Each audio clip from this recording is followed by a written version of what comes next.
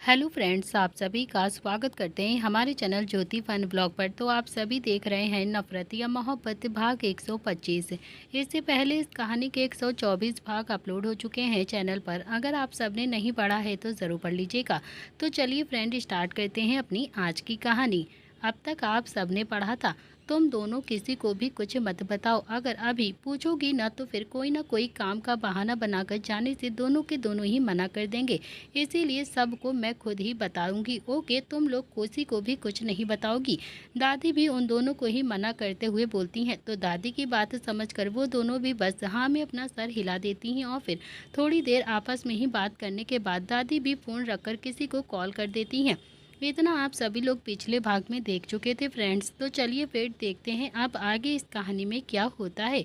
तो चलिए शुरुआत करते हैं आज के एपिसोड की। धीरे धीरे शाम के करीब 7 बजे का समय हो चला था। दादी और अधीर, रोहन, रूही, श्रेया और दोनों ही बच्चे हॉल में बैठे हुए थे। तो वहीं लैपटॉप पर बाकी सभी बच्चे एक दूसरे से कनेक्ट थे और सभी लोग आपस में बातें कर रहे थे, जिन्हें दादी ने ही सब कुछ बता दिया था कि उन्होंने सभी के लिए आज छुट्टियां प्लान की हुई हैं और फिर सभी को कल एयरपोर्ट जाना है। उन लोगों को वहीं पर टिकट मिल जाएगी और फिर सभी ने थोड़ा सा आनाकानी की थी और थोड़ी देर मना करने के बाद, ना नुकुस करने के बाद दादी के आगे तो किसी की भी एक नहीं चली थी और सभी लोग हार मान गए थे।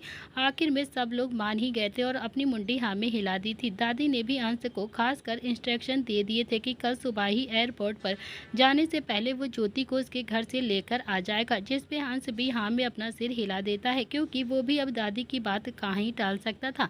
अगली सुबह दिल्ली एयरपोर्ट पर सभी लोग अब एयरपोर्ट के अंदर वेटिंग एरिया में अंश का इंतजार कर रहे थे और बार बार गेट की तरफ देख रहे थे, क्योंकि अंश ज्योति को लेने के लिए गया था जो कि अभी तक नहीं आया था। और करीब आधे घंटे के बाद अंश की गाड़ी एयरपोर्ट पर आकर रुकती है और उसमें से अंश, ज्योति, आहान तीनों ही बाहर आते हैं। अंश भी ज्योति को अपने पीछे आने का इशारा करता है और फिर आगे की तरफ बढ़ जाता है। वो भी ज्योति को अपने साथ लेकर वहीं पर वेटिंग एरिया में आ गया था, जहाँ पर सभी लोग पहले से ही वेट कर रहे थे।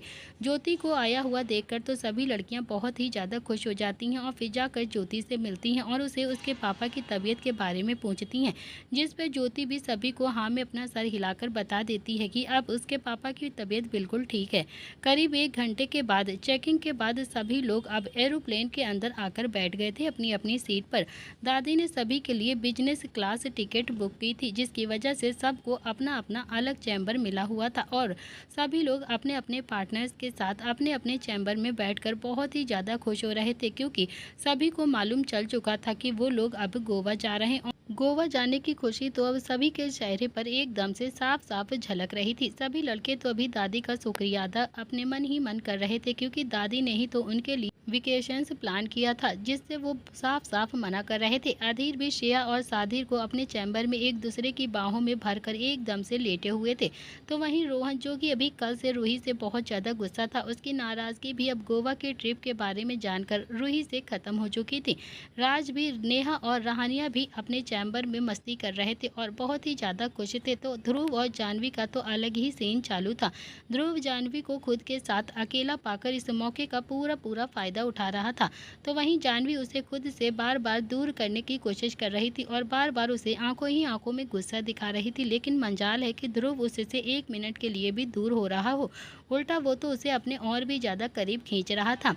रॉकी और सौम्या भी जय के साथ अपने चैम्बर में आराम से खुशी खुशी बैठे थे, जहां पर सभी कपल मस्ती कर रहे थे। तो इसका उल्टा अंश और ज्योति के चैम्बर का बिल्कुल अलग ही माहौल हो रखा था। दोनों ही अब अपनी अपनी जगह पर चुपचाप से बैठे हुए थे। दोनों में से किसी ने भी अभी एक दूसरे से बात तक नहीं करी थी। उन दोनों की बातों का सिलसिला अभी भी बंद था। अंश, जिसने अभी ज्योति के जाने के बाद ना जाने कितनी ही बार उसे कॉल किया था, कितनी बार उसे मैसेज कर दिए थे, लेकिन ज्योति ने एक भी बार ना ही उसका कॉल उठाया था और ना ही कोई मैसेज किया था। आज जब वो ज्योति को उसके घर लेकर आ रहा था तो उसने रास्ते में भी उससे बात करने की कोशिश की थी। वो बार बार उससे कुछ ना कुछ करके पूछ रहा था, लेकिन ज्योति वो तो शायद अब अंश से बहुत ज़्यादा ही नाराज़ हो चुकी थी, इसीलिए उसने अंश से तब भी बात नहीं करी थी, यहाँ तक कि कोई जवाब तक नहीं दिया था। दोनों को चुप बैठा देखकर तो आहान भी अपनी ही उंगलियों से खेलता हुआ धीरे धीरे आवाज़ें निकाल रहा था। दोनों अभी एकदम से चुप ही थे कि तभी अचानक से आहान की प्यारी सी आवाज़ दोनों के कानों में पड़ती है मम्मा माँ मम्मा मम्मा। आहान भी अब अपनी ही मस्ती में बस बोले जा रहा था। तो वहीं अंश और ज्योति के चेहरे पर तो अब आहान के मुंह से मम्मा सुनकर तो अब ज्योति के चेहरे पर बहुत ही बड़ी सी मुस्कुराहट आ गई थी। ज्योति भी अब जल्दी से आहान को अपनी गोद में उठाकर बहुत ही ज़्यादा खुश होकर बोलती है कि बेटू बेटू क्या कहा है तुमने, क्या कहा है अभी तुमने, दोबारा से कहो, बोलो बोलो मम्मा मम्मा बोलो। ज्योति को खुद से ही बात करता हुआ देखकर तो आहान भी मुस्कुरा देता है और फिर उसके चेहरे को अपने हाथों से छूते हुए अपनी तोतली हुई आवाज़ में बोलता है कि मम्मा। आहान के वापस से मम्मा बोलने पर तो ज्योति भी बहुत ही ज़्यादा खुश हो गई थी और फिर खुशी से आहान के पूरे चेहरे को एकदम से चूमते हुए खुश होकर झूमते हुए बोलती है कि बेटू बेटू एक बार और कहो मम्मा मम्मा कहो मुझे। आहान जो कि अभी ज्योति को चूमने पर बहुत ही ज़्यादा खुश हो गया था, वो भी खिलखिलाकर हंसने लगा था और अब वो भी वापस से अपनी ही धुन में पूरी तरह से मगन हो गया था। वहीं आहान के वापस से मम्मा न बोलने पर ज्योति का भी मुंह बहुत ही छोटा सा मुंह बन के रह गया था और फिर जिसे देखकर अंश, जो कि दोनों ही माँ बेटे को देखकर मुस्कुरा रहा था, वो भी ज्योति के कंधे पर अपना हाथ रखकर बोलता है कि कोई बात नहीं, वो धीरे धीरे सीख रहा है ना, वो बाद में फिर से तुम्हें पुकारेगा, वो बाद में तुम्हें फिर से मम्मा बोलेगा, तुम ना अपना दिल छोटा मत करो। अंश के ऐसे हाथ रखने पर तो ज्योति भी बिना उसकी तरफ ही देखे अपने कंधे को थोड़ा सा उचकाकर अंश के हाथों को अपने कंधे से हटा देती है और फिर गुस्से से मुंह फेर लेती है और फिर ज्योति के ऐसे करने पर तो अंश भी अपना हाथ पीछे की तरफ खींचकर एक नज़र ज्योति को देखता है और फिर उसे ठीक अपनी जगह पर बैठ गया था आकर। ज्योति भी आहान के साथ खेलने लगी थी और उससे प्यार से बातें करने लगी थी। करीब इसी तरह से 2.5 घंटे की लंबी फ्लाइट करने के बाद सभी लोग गोवा एयरपोर्ट पर उतर आते हैं और सभी के चेहरे पर अलग से ही खुशी नजर आ रही थी। वो सब जब एयरपोर्ट से बाहर आते हैं तो उनकी गाड़ियां उन्हें पहले से ही लेने को तैयार खड़ी हुई थी। सभी लोग जाकर एक एक करके अपनी अपनी गाड़ियों में बैठ गए थे और फिर वहां से सीधा होटल के लिए निकल गए थे। सभी लोग अब अपने अपने पार्टनर के साथ बहुत ही ज़्यादा खुश थे। सभी की गाड़ी करीब आधे घंटे के बाद गोवा के सबसे बेस्ट होटल के आगे आकर रुकती है, जिसका नाम था Taj fort Aguada resort and spa Goa. सभी गाड़ियों से बाहर उतरकर अब सीधा बाहर की तरफ आते हैं और फिर एक साथ रिसोर्ट के अंदर चले गए थे। दादी ने पहले ही सभी के कमरे को बुक करवा दिया था। इस तरह से कह सकते हैं कि दादी ने पहले से ही फुल प्लानिंग की हुई थी। उनके वहां आते ही रिसोर्ट का मैनेजर भी अधीर को रिस्पेक्टफुली ग्रीट करके उन्हें सभी को कमरे की चाबी देता है और फिर वहां से चला गया था। उसके बाद सभी में ये तय हुआ था कि पहले अब सभी लोग आराम करेंगे, उसके बाद गोवा में कुछ खा पी कर फिर कहीं जाकर गोवा को घूमेंगे और सब लोग टहलेंगे। सभी लोग इस बात पर राजी हो गए थे क्योंकि उन लोगों के साथ बच्चे भी थे जो कि काफ़ी ज़्यादा थक चुके थे। अब सब लोग एक दूसरे को बाय बोलकर सीधा अपने अपने कमरों में चले गए थे और फिर इन सब से अलग अंश के कमरे का माहौल एकदम से अलग हो रखा था क्योंकि सब लोग प्यार की दुनिया में खोए थे, तो यहाँ पर दूरियों का मेला था। अंश इस वक्त बेड पर एक तरफ लेटा हुआ था तो वहीं ज्योति जो सोफे पर सामने बैठकर आहान को सिपर से दूध पिला रही थी। अंश की नज़रें रह रहकर बार बार अभी ज्योति की ओर ही जा रही थी क्योंकि अब अंश कुछ भी करके ज्योति से बात करना चाहता था। ज्योति इस वक्त आहान को देखकर बहुत ही ज़्यादा मुस्कुरा रही थी और उसके साथ बातें कर रही थी। उसके होठों को मुस्कुराता हुआ देखकर तो अंश का दिल भी अब बहुत ही प्यार से कर रहा था कि वो अभी के अभी उसके करीब जाकर उसे अपनी बाहों में भर ले और फिर उसे ढेर सारी किस कर ले। ज्योति ने भी आज सभी की तरह नॉर्मल फ्रॉक पहना हुआ था जो कि अभी उसके घुटनों तक आ रहा था और उसमें ज्योति बहुत ही ज़्यादा प्यारी लग रही थी और मासूम भी लग रही थी। ज्योति भी आहान को दूध पिलाने के बाद उसे लेकर सीधा बेड पर अंश के पास लिटा देती है और फिर खुद एक नज़र अंश और आहान को देखकर सीधा सोफे की तरफ बढ़ जाती है क्योंकि वो तो अब बेड पर भी नहीं लेटना चाहती थी अंश के साथ। वो सीधा सोफे पर लेटने के लिए वहां से चली जाती है तो ज्योति भी अब सोफे के पास जाकर उस पर लेट गई थी। तो वहीं बेड पर लेटा हुआ अंश जब ये नज़ारा देखता है कि ज्योति सोफे पर लेटी हुई है, वो भी अपनी जगह से उठकर ज्योति के पास जाकर खड़ा हो गया था। ज्योति जो कि अभी अपनी आंखों पर अपना हाथ रखकर सोने की कोशिश कर रही थी कि तभी अंश की आवाज़ उसके कानों में पड़ती है, तुम यहाँ पर क्यों लेटी हो, मतलब तुम यहाँ पर क्यों सो रही हो। अंश की आवाज़ सुनकर ज्योति भी अपनी आंखों को खोलकर अंश की तरफ देखती है जो कि ठीक अभी उसके सामने ही खड़ा होकर उसकी तरफ देख रहा था और उससे सवाल कर रहा था। अंश को देखकर ज्योति भी कुछ नहीं बोलती है, बस चुपचाप से वैसे के वैसे ही लेटी रहती है और फिर से अपनी आंखों को बंद कर लेती है। ज्योति के कोई जवाब ना देने पर तो अंश भी अब एक गहरी सांस भरकर छोड़ता है और फिर उसके पास फर्श पर ही अपने घुटनों के बल बैठते हुए ज्योति के हाथ को अपने हाथों में लेकर बहुत ही प्यार से बोलता है कि प्लीज़ एक बार मुझसे बात तो करो तुम, प्लीज़। नहीं सहा जा रहा है मुझसे ये तुम्हारी बेरुखी, नहीं सहा जा रहा है तुमसे ये दूरी। प्लीज़ प्लीज़ मुझसे एक बार बात कर लो ज्योति, एक बार तो सोचो मेरे बारे में। तुम्हारी नाराज़गी, तुम्हारी ऐसे चुप रहना मुझे बिल्कुल भी अच्छा नहीं लगता है। अंश के ऐसे हाथ पकड़ने पर और उसकी बात सुनकर भी ज्योति उसकी तरफ नहीं देखती है, चुपचाप से आंख बंद करके लेटी रहती है। ज्योति की आंखें अब धीरे धीरे से नम हो चुकी थी, इसीलिए वो अपना चेहरा अब दूसरी तरफ फेर कर वैसे ही शांति से लेटी रहती है।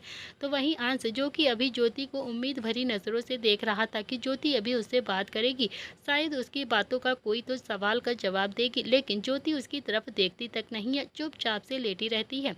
ज्योति को अपनी तरफ देखता ना पाकर तो अंश के दिल में भी अब एकदम से दर्द सा उठता है और फिर उसके चेहरे पर भी गिल्ट भरे एक्सप्रेशंस आ गए थे। मुझे मालूम है कि उस रात हमारे बीच में वैसा कुछ भी नहीं हुआ है जो मैं पहले समझ रहा था, लेकिन जब मुझे सच्चाई पता चली ना तो यकीन मानो मुझे बहुत ज़्यादा बुरा लगा था, सच में बहुत ही ज़्यादा बुरा लगा था। मैंने उस वक्त तुम्हें इमोशनली बहुत ज़्यादा हर्ट किया था। नशे की हालत में मैं तुम्हें समझना समझ के मैंने जो तुम्हारी फीलिंग्स को हर्ट किया है ना, उसके लिए मैं दिल से माफ़ी मांगता हूँ। प्लीज़ प्लीज़ मुझे माफ़ कर दो ज्योति। मुझे नहीं मालूम था कि मैं नशे की हालत में क्या बोल रहा हूँ। तुम्हें उस तरह से हर्ट करने का मेरा कोई भी इरादा नहीं था, मैं सच बोल रहा हूँ। ज्योति के कुछ ना बोलने पर अंश भी अपना सर झुकाकर बहुत ही धीरे से और शर्मिंदगी के साथ बोलता है। तो वहीं ज्योति, जो कि तब से अपने आंसुओं को रोक कर बैठी हुई थी, अंश की बात सुनकर उसके आंसू भी अब उसके गाल पर एकदम से लुढ़क गए थे और फिर वो अंश के हाथ से अपना हाथ छुड़ाकर उठकर सीधा बैठ गई थी और अपना चेहरा अपने हाथों में छुपाकर फिर से रोने लगती है, क्योंकि फिर से एक बार ज्योति के दिल में वही दर्द आ गया था जो कि वो शायद रो रो कर निकाल चुकी थी। ज्योति के अचानक से ऐसे रोने पर तो अंश, जो कि उसके पास में ही बैठा हुआ था, वो कुछ पल ज्योति को देखता है और फिर कुछ सोचते हुए अपने घुटनों पर थोड़ा सा उठता है और ज्योति के करीब होकर उसे अपने गले से लगा लेता है और अपनी बाहों में पूरी तरह से कैद कर लेता है। अंश के ऐसे गले लगाने पर तो ज्योति भी उसकी बाहों से निकलने की कोशिश करती है। वो बार बार उसे खुद से दूर करने के लिए धक्का देती है, लेकिन अंश उसे अपनी बाहों से निकलने ही नहीं देता है, उल्टा उस पर अपनी पकड़ और भी ज़्यादा कसते हुए उसे अपने सीने से लगा लेता है और फिर उसे चुप कराने के लिए कोशिश करता है। आई एम सॉरी, प्लीज़ मुझे माफ़ कर दो, अंश एक बार फिर से बोलता है। अंश के इस बार ऐसे बोलने पर तो ज्योति भी फपक फपक कर रोने पड़ी थी और फिर वो भी अपने हाथों से अंश के सीने पर मारते हुए बोलती है कि आप बहुत ज़्यादा गंदे हो, बहुत ही ज़्यादा गंदे। मैं कभी भी आपसे बात नहीं करूँगी, कभी भी नहीं, और ना ही अब मुझे आपके साथ रहना है। 1 मिनट भी नहीं रहना चाहती हूँ आपके साथ। आप हर बार मुझे हर्ट करके सॉरी बोल देते हो, लेकिन इस बार मैं आपकी एक भी बातों को नहीं सुनूंगी, आपकी एक भी बातों में नहीं आऊँगी मैं। इस बार आपने मेरी फीलिंग्स को हर्ट किया है, मेरे जज्बातों को, मेरे प्यार को, सब को हर्ट किया है आपने। इतना बोलते बोलते ज्योति की आवाज़ भी एकदम से घुट गई थी और फिर वो भी अंश के सीने में अपना चेहरा छुपाकर वापस से रोने लगती है। तो वहीं ज्योति के मुंह से अचानक से प्यार और फीलिंग्स का जिक्र सुनकर तो अंश को तो जैसे एकदम से झटका सा लग गया था और उसकी आंखें भी हैरानी से बड़ी हो गई थी। वो भी अब अपना सर झुकाकर ज्योति की तरफ हैरानी से देखने लगता है, जो कि अभी उसके सीने में अपना चेहरा छुपाकर बस रोई जा रही थी और अपने दर्द को कम करने की कोशिश कर रही थी। अंश कुछ पल ज्योति को वैसे ही देखने के बाद उसे वापस से अपने सीने से लगा लेता है और करीब 10 मिनट के बाद अंश, जो कि अभी ज्योति को अपने सीने से लगाकर बैठा हुआ था और उसे अचानक से अपने सीने पर ज्योति की धीमी सांसों का एहसास होने लगता है, जिन्हें महसूस करके अंश भी समझ गया था कि शायद ज्योति अभी उसकी बाहों में रोते रोते ही सो गई है। और इस वक्त अंश को अपने ऊपर भी थोड़ा सा शर्मिंदगी महसूस हो रही थी। वो भी अब अपनी बाहों में सो चुकी ज्योति की तरफ प्यार से देखता है। ज्योति का पूरा चेहरा भी रोने की वजह से पूरी तरह से लाल पड़ चुका था। उसकी आंखों के नीचे भी अब आंसुओं के एकदम से निशान बन गए थे, जो कि शायद अभी अंश साफ साफ देख सकता था। उसके चेहरे का नूर तो जैसे अभी कहीं गायब सा ही हो गया था। अंश भी कुछ पल वैसे ही ज्योति को देखने के बाद उसे धीरे से अपनी गोद में उठाता है और फिर उसे बहुत ही प्यार से धीरे धीरे जाकर बेड पर लेटा देता है और कुछ पल उसे देखने के बाद खुद जाकर सोफे पर लेट गया था। कहीं न कहीं अब अंश भी अपने किए पर बहुत ही ज़्यादा पछतावा कर रहा था। अंश ज्योति की तरफ देखता है और फिर उस दिन को याद करता है जब ज्योति अपने घर चली गई थी उसे छोड़कर, वो भी बिना कुछ बताए। ज्योति के बिना कुछ बताए जाने पर तो अंश भी बहुत ही ज़्यादा परेशान हो गया था और फिर वो भी अपने रूम में लगे हुए कैमरे में उस रात को क्या हुआ था ये चेक करने के लिए देखता है। वो जैसे-जैसे अभी उस फुटेज को देख रहा था, उसे खुद पर भी बहुत ही ज़्यादा शर्म आ रही थी और साथ ही साथ गुस्सा भी आ रहा था कि वो ज्योति के साथ ऐसे बिहेव कैसे कर सकता है। उसने तो कभी सपने में भी नहीं सोचा था। आखिरकार में जब उसने ज्योति से अपना लव कन्फेशन कहा था तो वहां पर आकर अंश अपनी आंखों को एकदम से मीच कर एक गहरी सांस भर लेता है और फिर लैपटॉप को बंद करके अपना सर सोफे से एकदम से टिका लेता है। उसके दिमाग में अब बस बार बार रह रह कर एक ही बात घूम रही थी, I love you Sanjana, I love you Sana. ये शब्द आखिरी में सुनकर अंश को ज्योति का वो चेहरा एकदम से याद आ गया था। जब उसने पहले आई लव यू कहा था तो ज्योति कितनी ज़्यादा खुश हो गई थी और फिर उसे किस करने लगी थी। वो भी अब कितनी ज़्यादा खुश होकर उसे किस कर रही थी, लेकिन उसकी आखिरी लाइन सुनकर तो ज्योति ने उसे खुद से एकदम से दूर धक्का दे दिया था और फिर बेड से उठकर रूम में एक कोने में जाकर बैठकर न जाने कितनी देर तक वो रोती रहती है।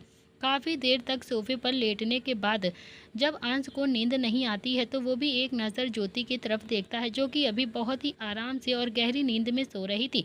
ज्योति को सोता हुआ देखकर अंश भी कुछ पल उसे देखता है और फिर अपनी जगह से उठकर बेड के पास गया और वो ज्योति को देखते हुए धीरे धीरे अब बेड पर ज्योति के करीब आकर ही लेट गया था और उसे अपनी बाहों में भरते हुए अपनी आंखों को बंद कर लेता है, क्योंकि अब कहीं ना कहीं अंश को भी ज्योति से बहुत ज़्यादा प्यार हो गया था।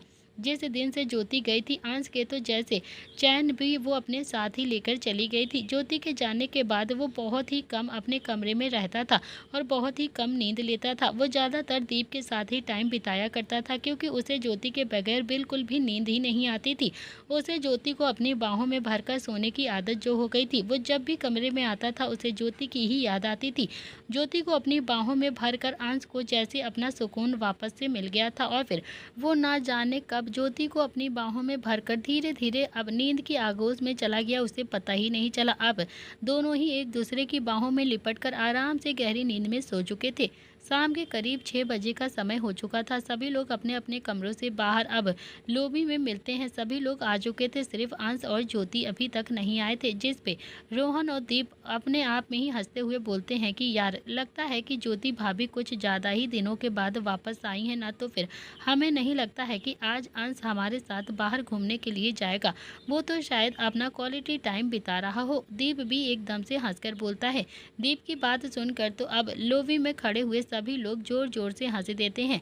अंश और ज्योति पर थोड़ी देर हंसने के बाद सभी में ये तय हुआ था कि आज सभी लोग बीच साइड पर घूमने के लिए जाएंगे और फिर बाहर ही डिनर करके थोड़ा सा क्लबिंग करके वापस होटल में आ जाएंगे, क्योंकि बच्चे भी साथ में ही थे, इसीलिए वो ऐसी वैसी कोई जगह पर नहीं जाना चाहते थे।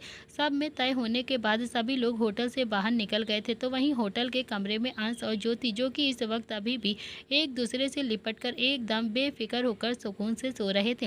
अंश के दोनों ही हाथ ज्योति की पीठ पर कसे हुए थे, तो वहीं ज्योति के हाथ अंश के गले में थे।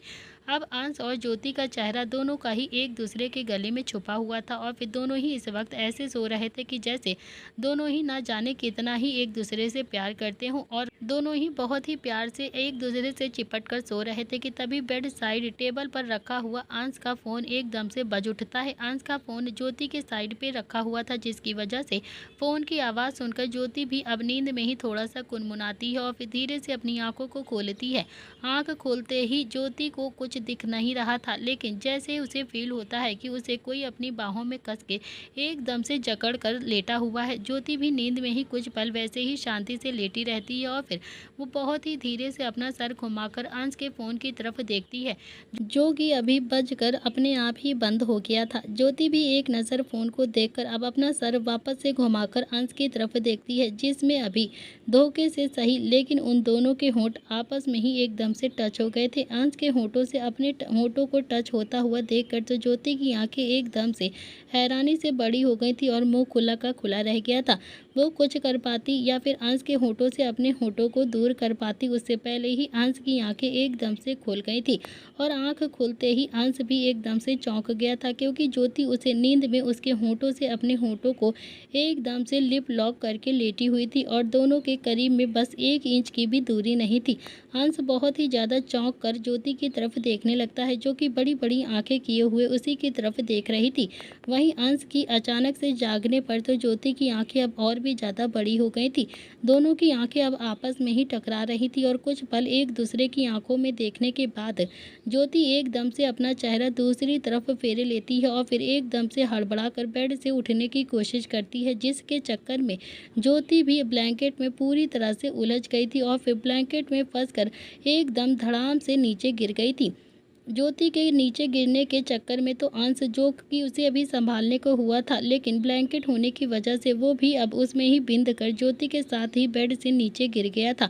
आउच! नीचे गिरते ही ज्योति एकदम से बोल पड़ती है, क्योंकि अंश धोखे से उसके ऊपर आकर गिर पड़ा था, जिसकी वजह से उसका पूरा का पूरा वेट अभी ज्योति के ऊपर ही आ गया था।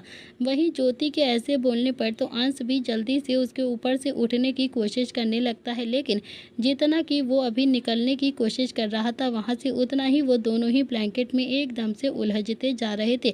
दोनों ही अब उस ब्लैंकेट में पूरी तरह से फंस चुके थे और एक दूसरे से और ज़्यादा चिपक गए थे। दोनों ही ब्लैंकेट में उलझकर अब एक दूसरे के इतने ज़्यादा करीब आ चुके थे कि दोनों की सांसें अब आपस में ही एकदम से टकरा रही थी।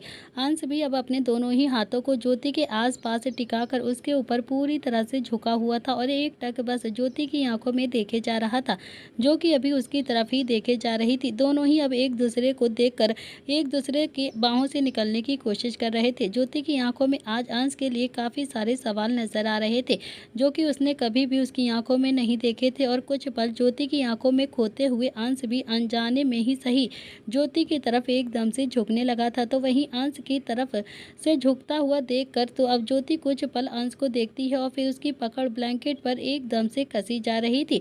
उसे वापस से उस रात की याद आ रही थी, जब अंश ने उसे संजना समझकर आई लव यू कहा था, जब उसके दिल के टुकड़े हजारों की तरह एकदम से बिखर गए थे। अंश, जो कि अभी ज्योति की आंखों में देखते हुए उसके होठों को चूमने के लिए आगे बढ़ ही रहा था कि तभी ज्योति, जो कि एकदम से अपना चेहरा दूसरी तरफ फेरे लेती है और अपनी आंखों को कसकर मींच लेती है, क्योंकि इस वक्त उसकी आंखों में बहुत ही ज़्यादा आंसू आ चुके थे, क्योंकि उसे वो रात याद करते हुए बहुत ही ज़्यादा तकलीफ होती थी। तो वहीं ज्योति के ऐसे चेहरा फेरने पर तो अंश भी एकदम से अपनी जगह पर ही रुक गया था और फिर ज्योति को देखने लगा था, जो कि अभी उसकी तरफ देख भी नहीं रही थी और शायद रो रही थी। ज्योति की इस बेरुखी को देखकर तो अंश का दिल फिर से एकदम से गिल्ट से भर गया था और फिर कुछ पल वैसे ही ज्योति के ऊपर झुके रहने के बाद अंश धीरे से ज्योति के ऊपर से उठकर अब साइड में सीधा होकर खड़ा हो गया था, क्योंकि कहीं ना कहीं वो भी अब ज्योति के मर्जी के बगैर उसे किस नहीं करना चाहता था। उसके उठने के बाद ज्योति भी धीरे से उठकर खड़ी हो गई थी, लेकिन उसकी कमर में इस वक्त चोट लगी थी, जिसकी वजह से वो अपनी कमर पर हाथ रख लेती है, क्योंकि उसे इस वक्त उठने में भी बहुत ज़्यादा पेन हो रही थी। ज्योति भी अपनी कमर पर हाथ रखकर अपने पास खड़े हुए अंश को पूरी तरह से इग्नोर करके जैसे ही आगे को जाने को ही थी कि तभी अचानक से अंश उसका हाथ पकड़ लेता है और फिर अंश के अचानक से हाथ पकड़ने पर ज्योति भी अपनी ही जगह पर रुक गई थी, लेकिन अपना सर घुमाकर अंश की तरफ वो 1 मिनट के लिए भी नहीं देखती है, बस वैसे ही चुपचाप से खड़ी रहती है। और कहीं ना कहीं उसे अब अंश की हरकत पर थोड़ा सा गुस्सा भी आ रहा था। मत करो मेरे साथ, ऐसा नहीं सहा जा रहा है मुझसे, तुम्हारी ये बेरुखी आदत हो गई है मुझे अब तुम्हारी। जिस दिन से मुझे छोड़कर गई हो ना, मेरा चैन, मेरी नींद, मेरा सुकून सब कुछ लेकर चली गई हो तुम। जब तक तुम्हें अपने करीब महसूस नहीं करता हूँ ना, तो मुझे भी नींद नहीं आती है। तुम्हारे बगैर वो कमरा मेरे लिए सिर्फ एक 4 दीवारों जैसा बन के रह गया है। वो कमरा मुझे काटता है, काटता। जब भी कमरे में जाता हूँ ना, तो वो मुझे एकदम से काटने को दौड़ता है। नहीं रहा जा रहा है तुम्हारे और आहन के बगैर उस कमरे में मुझे। प्लीज़ प्लीज़ ज्योति, आखिरी बार कह रहा हूँ, माफ़ कर दो ना मुझे। फिर कभी भी ये गलती नहीं करूँगा, नहीं करूँगा ये गलती, प्लीज़। अंश अपने फंसाए हुए गले के साथ ज्योति से रिक्वेस्ट करते हुए बोलता है। अंश अभी इतना बोलकर ज्योति की तरफ उम्मीद भरी नजरों से देखने लगता है, जो कि अभी उसकी तरफ पीठ करके खड़ी हुई थी। वहीं ज्योति, उसकी आंखों में भी अब धीरे धीरे आंसू आ चुके थे। अंश की बात सुनकर वो भी अब एकदम से उससे दूर नहीं रह सकती थी। अंश की बात खत्म होते ही ज्योति भी अपना हाथ छुड़ाने की कोशिश करती है, लेकिन अंश ने उसके हाथ पर अपनी पकड़ को एकदम से कसा हुआ था। वो उसका हाथ छोड़ने को बिल्कुल भी तैयार नहीं था। प्लीज ज्योति, प्लीज, मैं नशे में था, मुझे होश नहीं था कि मैं उस वक्त क्या बोल रहा हूँ, किसे बोल रहा हूँ। मुझे उस वक्त कुछ भी नहीं पता था, और क्या नहीं, मुझे कुछ भी नहीं पता था। एक मौका तो दे ही सकती हो ना मुझे, एक मौका दे दो प्लीज। आई स्वेयर मैं कभी भी तुम्हें दोबारा से शिकायत का मौका बिल्कुल भी नहीं दूंगा, प्लीज। अंश भी वापस से बोलता है, जिस दिन आपने मुझे अपनी बीवी होने का हक देने से मना किया था ना, उस दिन मुझे कोई भी फर्क नहीं पड़ा था, क्योंकि उस वक्त हमारा रिश्ता नहीं जुड़ा था। मैंने शादी के लिए हाँ की थी, सिर्फ आहान के लिए, लेकिन शादी के बाद मेरा रिश्ता आपके साथ भी जुड़ा है। और चाहे हमारे बीच में पति पत्नी वाला रिश्ता कभी भी ना बना हो, या फिर कभी ना बने शायद, लेकिन मगर फिर भी मैं आपकी पत्नी हूँ, और एक पत्नी कभी भी अपने पति के मुंह से किसी और दूसरी औरत के लिए उसका लव कन्फेशन बिल्कुल भी नहीं सुन सकती है, बिल्कुल भी नहीं। और यही हालत मेरी भी है, मैं भी नहीं सुन सकती हूँ। मानती हूँ कि आप संजना दी को कभी भी नहीं भूल सकते हो, आप उनसे बहुत ज़्यादा प्यार करते थे, लेकिन वो आपका पास्ट थी और मैं आपका प्रेजेंट हूँ। मुझे अपनी पत्नी होने का हक नहीं देना चाहते हो तो फिर कोई बात नहीं, लेकिन प्लीज़ मेरी फीलिंग के साथ भी मत खेला कीजिए आप, प्लीज़। नहीं चाहती हूँ कि मेरी फीलिंग के साथ आप खेलो। जब आपने नशे की हालत में मुझसे वो 3 शब्द कहे थे, पता भी है मैं कितनी ज़्यादा खुश हो गई थी कि आप भी मुझे पसंद करते हो। इतना बोलते बोलते ज्योति का गला भी एकदम से भर आया था। फिर वो थोड़ा सा रुक गई और फिर बोली कि मैंने कहीं सुना था कि जब इंसान नशे में होता है ना, वो हमेशा सच ही बोलता है। और फिर उस रात तो आपने इतना बोलकर ज्योति एकदम से चुप हो गई थी। ज्योति की बात सुनकर अंश भी कुछ सेकंड एकदम से चुप रहता है, और फिर धीरे से आगे बढ़कर वो ज्योति को पीछे से अपनी बाहों में भरते हुए बोलता है कि आखिरी बार मौका दे दो मुझे प्लीज़। अगर इस बार तुम्हारा दिल दुखाऊंगा ना, तो फिर मुझे तुम जो सज़ा दोगी मुझे मंजूर होगी। कभी भी तुमसे माफ़ी भी नहीं मांगूंगा अपनी सज़ा के लिए, लेकिन सिर्फ इस बार माफ़ कर दो मुझे। तुम कहोगी ना, तो फिर आज के बाद कभी भी ड्रिंक भी नहीं करूंगा, और तुम्हारे साथ ऐसी कोई भी हरकत नहीं करूंगा जिसकी वजह से तुम हर्ट हो। प्लीज़ ज्योति, एक मौका तो दे ही सकती हो ना। अंश की कही बातें सुनकर तो अब ज्योति की भी बहुत ज़्यादा रोना आ रहा था। उसका मन भी अंश को गले से लगाकर उस पर गुस्सा होने का हो रहा था। उसे झगड़ा करके उस रात उसने उसके साथ ऐसा क्यों किया? वो लव कन्फेशन उसके लिए नहीं था?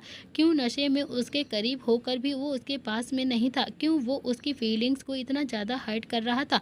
वो सारी चीज़ों को जवाब चाहती थी अंश के साथ। जब काफ़ी देर तक ज्योति खुद को कंट्रोल नहीं कर पाती है और ना ही वो सवाल कर पाती है अंश से, वो भी एकदम से घूमकर रोते हुए उसके सीने से लग गई थी, और फिर किसी बच्चे की तरह रोते हुए अपनी तोतली सी आवाज़ में बोलती है कि आप बहुत ज़्यादा गंदे हो, बहुत ही ज़्यादा गंदे, बहुत ज़्यादा, समझे आप हर बार ऐसे ही करते हो, हर बार ऐसे ही करते हो। आप हर बार मुझे रुलाते हो, और फिर आप मुझसे प्यार भी नहीं करते हो। आप बिल्कुल भी किसी भी लड़की के ड्रीम बॉय की तरह नहीं हो। आप बहुत ही ज़्यादा अकड़ू, खड़ूस और एकदम से हमेशा गुस्सा करने वाले इंसान लगते हो। मुझे नहीं रहना है आपके साथ। मैं आहान के साथ अब हमेशा हमेशा के लिए अपने पापा के घर पर रहने के लिए आ जाऊंगी, कभी भी आपके घर पर आपके साथ रहने के लिए नहीं आऊंगी।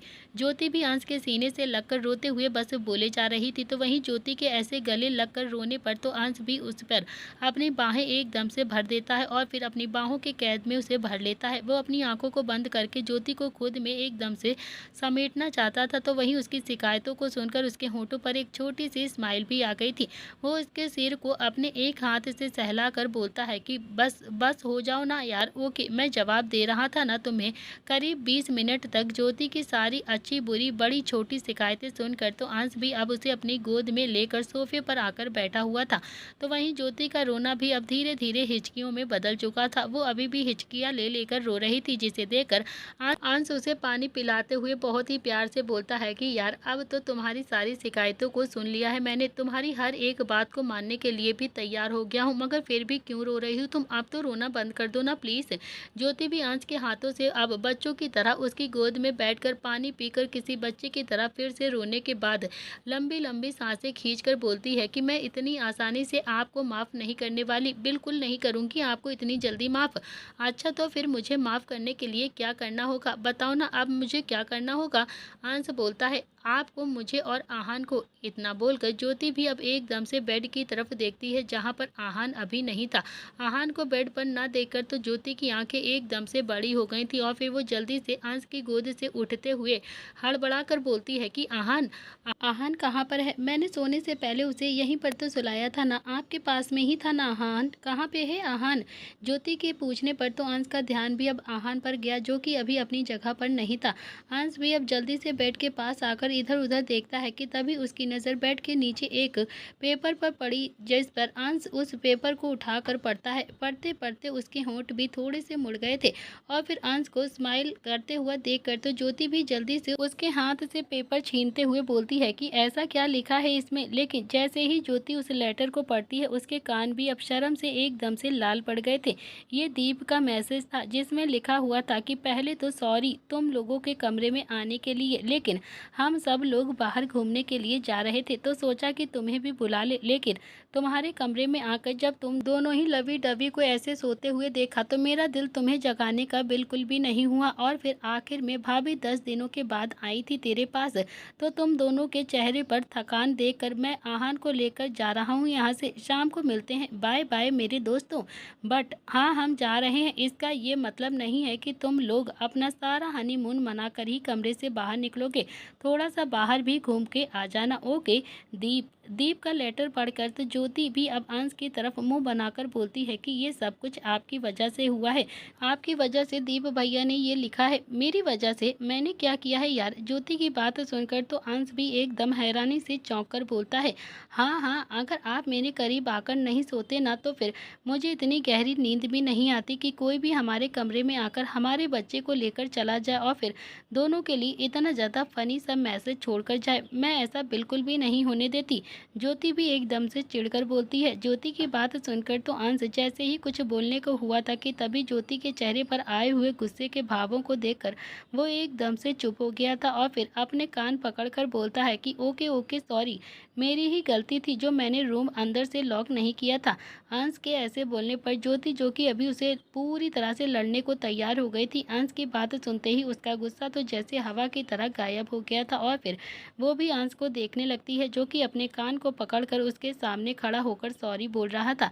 अंश की इस हरकत पर तो ज्योति कुछ नहीं बोलती है और फिर उसे बिना कुछ कहे सीधा बाथरूम की तरफ बढ़ गई थी। ज्योति के ऐसे जाने पर तो अंश भी हल्के से मुस्कुरा देता है और फिर खुद भी बेड पर आकर बैठकर कुछ सोचने लगता है। तो वहीं बाथरूम में ज्योति भी मिरर के सामने खड़ी होकर अब खुद को ही कोस रही थी कि उसने अंश को इतनी जल्दी माफ़ क्यों कर दिया। फिर भी बेचारी थोड़ा सा शकल बनाकर खुद से बोलती है कि अरे अब जो होना था वो तो हो ही गया है, लेकिन अगली बार कभी भी अंश जी मुझे हर्ट करेंगे ना, अगर वापस से कभी भी हर्ट किया तो फिर पक्का उनसे दूर चली जाऊंगी, कभी उन्हें माफ़ नहीं करूंगी, फिर रहें अकेले। इतना बोलकर ज्योति को थोड़ी देर पहले अंश का चेहरा एकदम से याद आ गया था जब अंश की आंखें भी नम थी और अंश जब ज्योति से माफ़ी मांग रहा था तब उसकी आंखें भी नम हो चुकी थी, जिन्हें देखकर ज्योति का दिल भी अब गुस्से से जो भरा था वो एकदम से हवा हो गया था। कहा जाता है एक आदमी सिर्फ उस औरत के सामने ही रोता है जिससे वो खुद से भी ज्यादा प्यार करता हो। अंश की आंखों में भी आंसू देखकर ज्योति इतना तो समझ हुई चुकी थी कि अंश को उसकी गलती का बहुत ही ज्यादा पछतावा भी है और फिर उसने भी शायद नाराजगी ना दिखाते हुए अब ज्यादा ना सोचते हुए अंश को एक और मौका दे दिया था। थोड़ी देर में हाथ मुंह धोने के बाद ज्योति भी बाथरूम से बाहर आती है और फिर ज्योति को बाहर आया हुआ देखकर तो अंश भी अब सीधा बाथरूम के अंदर चला गया था और वो भी फ्रेश होकर कपड़े बदल लेता है।